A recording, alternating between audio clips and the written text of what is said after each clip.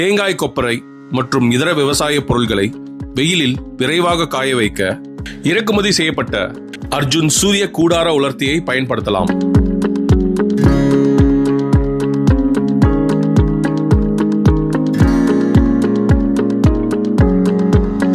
தினசரி குடோனிலிருந்து களத்திற்கும் களத்திலிருந்து குடோனுக்கும் பொருட்களை மாற்ற வேண்டிய அவசியமில்லை.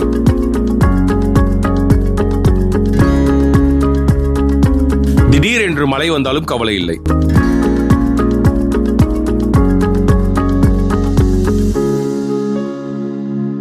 உள்ளே வெப்பம் 15 டிகிரி அதிகமாக இருப்பதால் பொருட்கள் விரைவாக காய்ந்துவிடும்.